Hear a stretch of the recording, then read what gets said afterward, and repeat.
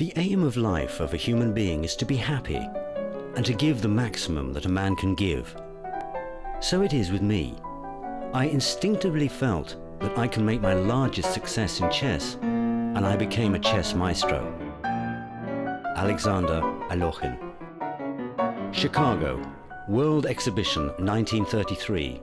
World chess champion Alexander Alekhine is giving a simultaneous exhibition. He plays against 32 opponents without looking at the board. The crowd applauds. No other great player has ever done anything like that before.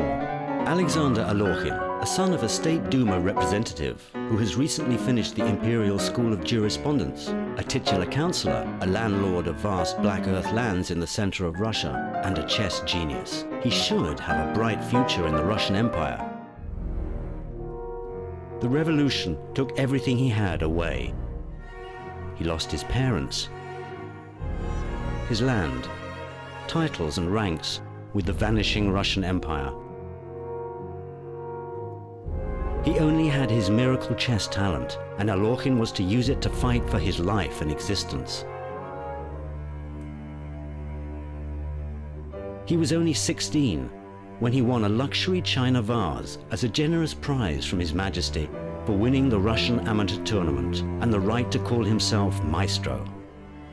At the age of 22, he finished third, right behind Laska and Capablanca in St. Petersburg. At 35, Alekhine stripped away the myth of unbeatable Capablanca, and at 42, he lost his crown in a struggle against Juve, just to take it back 2 years after, and never give it to anyone till his last day. I have dedicated my life to chess, and never did anything that had nothing to do with my profession, Alekhine once wrote. But his life passed between the two world wars that covered Europe in ruins and crosses. Alekhine went to war as a volunteer twice, in 1914 and in 1940. He took part in the deadly Brusilov offensive, evacuated the wounded soldiers from the battlefield, was shell-shocked himself and was given military awards. In September 1939, after the Second World War broke out, he urged to boycott the German team at the Olympiad in Buenos Aires. Alekhine performed simultaneous exhibitions and gave his fees to wounded soldiers and Russian prisoners of war, and to support the Serbs. The Nazis had a good memory and remembered that he had performed an exhibition to support the Polish Red Cross when Alekhine was already in France, captured by the enemy. Chess was his existence, and he believed that it's not at all a game, but art. But the time of great changes ruined his life. The future world champion passed some time in prison and was nearly executed. He started a new life after he left his country. He won recognition once again, not only in France, but in the whole world. He was a Soviet champion who emigrated to France. But he was still the first Russian champion who knew how to fight and get what he wanted much better than others.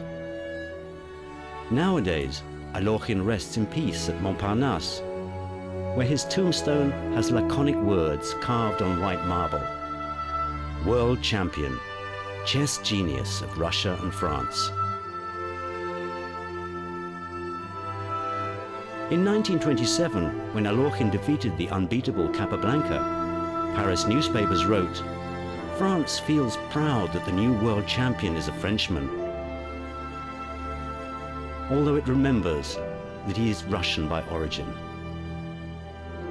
Alekhine was a dignified son of two countries, chosen for him by his destiny. He was a chess genius and a grateful citizen of France who never stopped to love and admire Russia. Играйте в шахматы!